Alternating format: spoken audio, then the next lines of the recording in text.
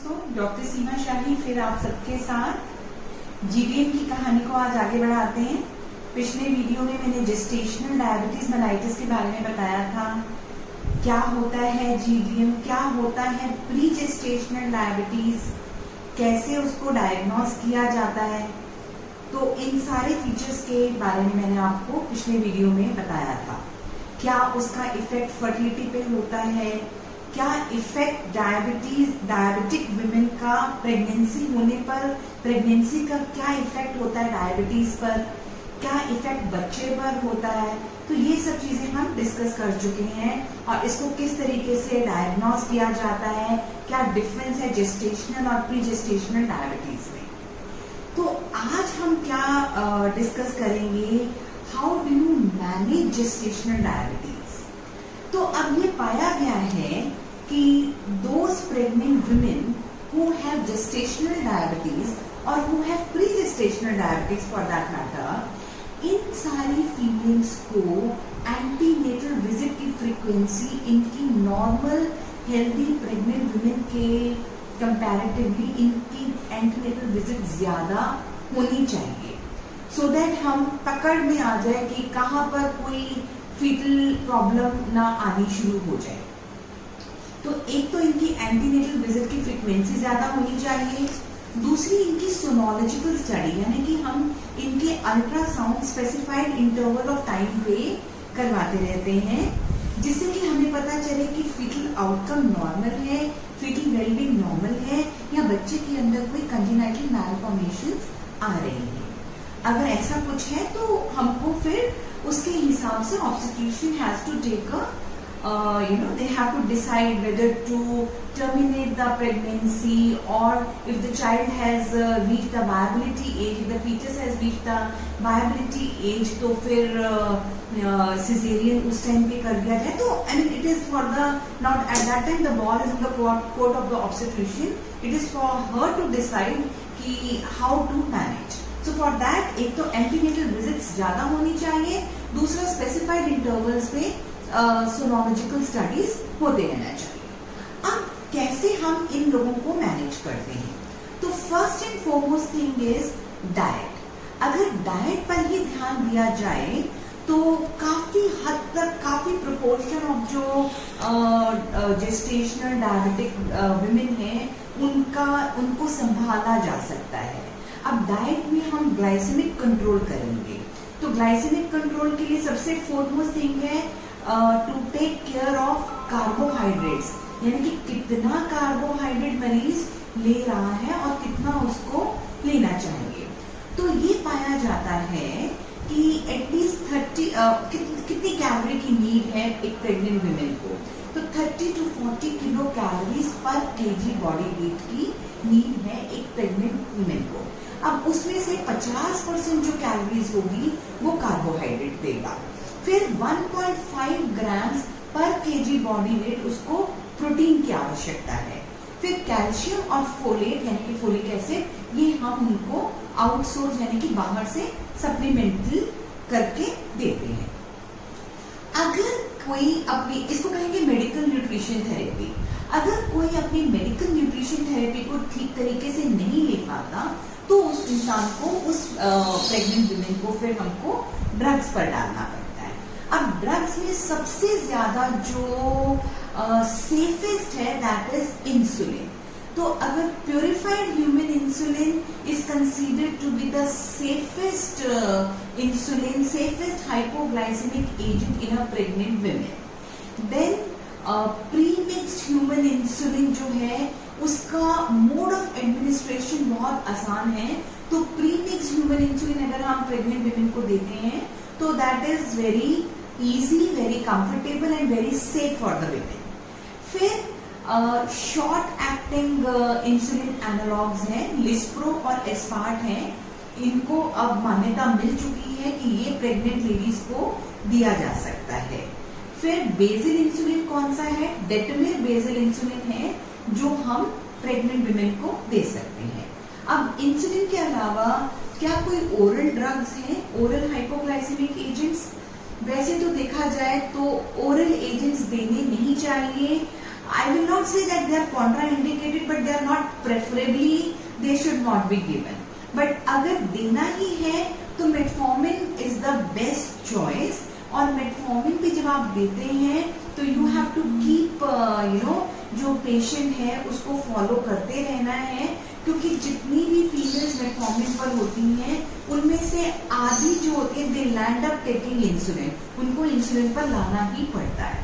पहले ग्लिबिनक्लामाइड भी दिया जाता था, that is a sulfonylurea, but these days it is considered कि उससे प्रेगनेंसी आउटकम्स ठीक नहीं है, so glibenclamide is no more given in the pregnant women.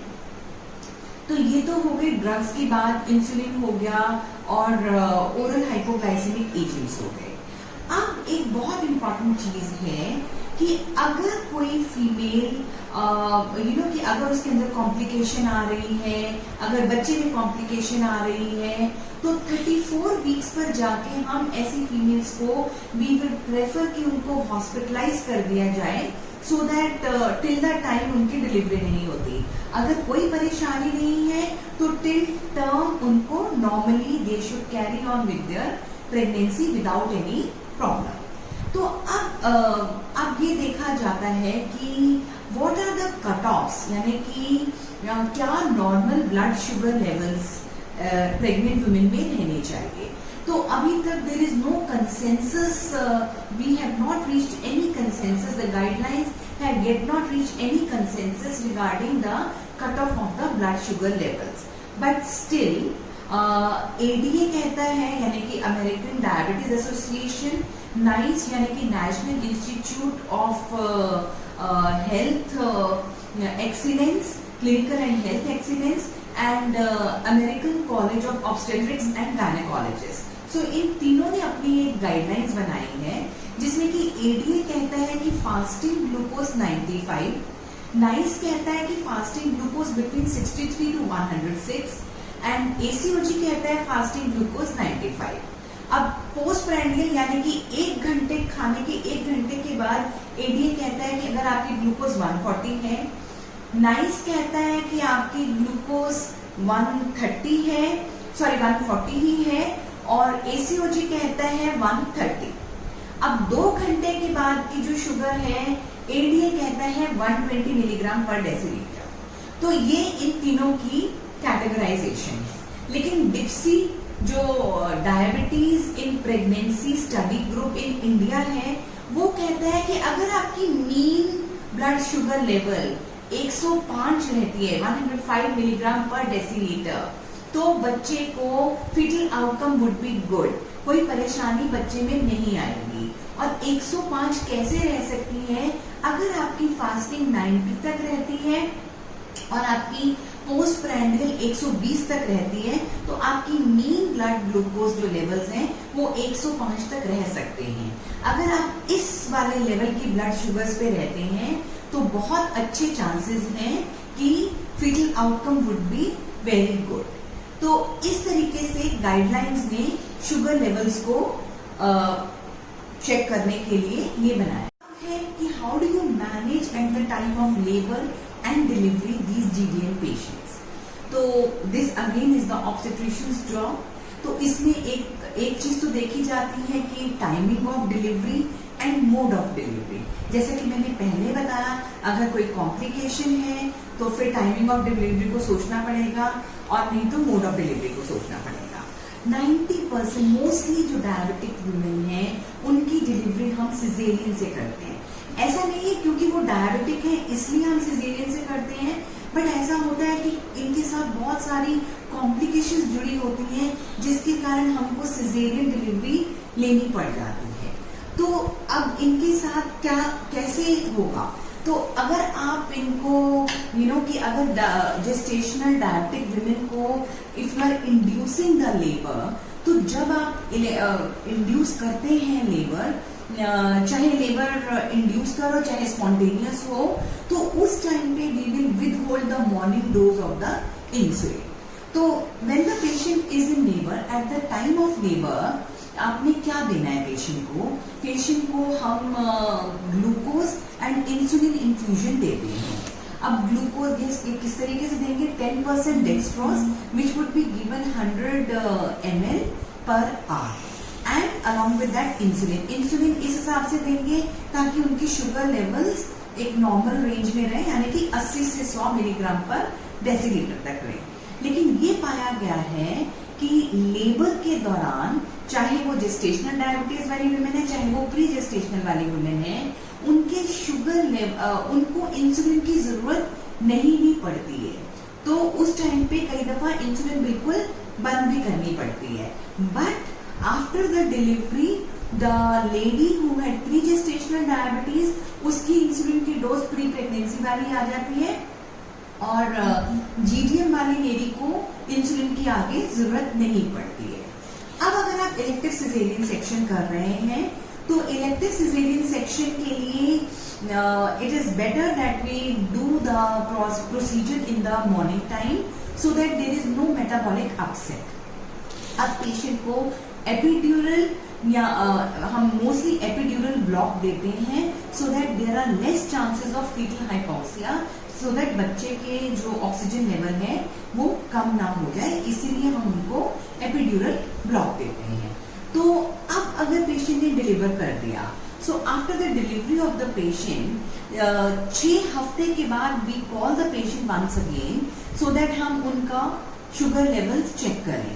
तो 6 हफ्ते के बाद अगर जीडीएम वाली पेशेंट के शुगर लेवल्स चेक करे जाते हैं, most of them will not have high levels of sugar, और अगर उनकी शुगर लेवल्स नॉर्मल आ भी गए हैं, still we need to educate them, हमको उनको फिर भी बताना पड़ेगा लाइफस्टाइल मॉडिफिकेशन के लिए, और उनको ये भी बताना पड़ेगा कि वो डायबिटोजेनिक ड्रग्स ना लें, क्योंकि ऐसी लेडीज में in the longer run diabetes, type 2 diabetes होने के चांसेस काफी ज्यादा होते हैं।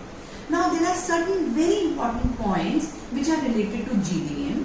जीडीएम पेशेंट में आपकी बहुत ध्यान रखिए कि बहुत टाइट कंट्रोल शुगर का मत कीजिए, क्योंकि बहुत टाइट कंट्रोल होने से क्या होगा, फीटल हाइपोग्लाइसीमिया में चला जाता है।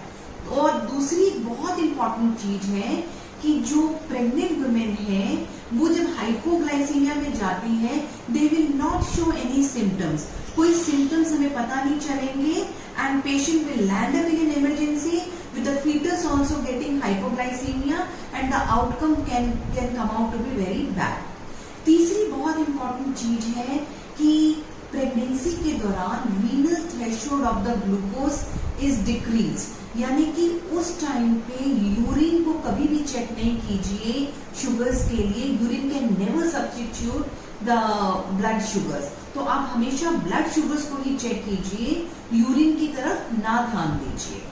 फिर है बहुत इंपॉर्टेंट चीज कि जैसे मैंने आपको बताया कि जीडीएम वाली पेशेंट को 24 से इनको दोबारा से चेक करना ही चाहिए 6 वीक्स के बाद, सो दैट हमको ये पता रहे कि वो आगे शुगर्स तो नहीं उनको हो रही है। फिर है कि जिन लेडीज को जीडीएम था उनके बच्चों को हमें ध्यान देना चाहिए उन बच्चों पे, क्योंकि इन द लॉन्गर रन उन बच्चों को डायबिटीज हो सकती है, अर्ली एडोलेसेंस में भी उन बच्चों को डायबिटीज हो सकती है। तो इन सब बातों का बहुत ध्यान रखना चाहिए। और एक बहुत इंपॉर्टेंट चीज है कि जिन लेडीज को जीडीएम रहा है उनको फैमिली प्लानिंग की सलाह देनी चाहिए। They should be taking the combination oestrogen progesterone pills can be taken by them. So I mean, this is in a nutshell, this is the way we need to treat the GDM patient. The mainstay of treatment remains the insulin and glucose का labour के time पे insulin glucose drip हम चलाते हैं। क्यों हम insulin glucose drip चलाते हैं? ताकि पेशेंट को एनर्जी भी मिलती रहे and the patient does not land up with diabetic ketoacidosis. So these are few considerations which should be kept in mind while taking care of the GDM patients. Thank you.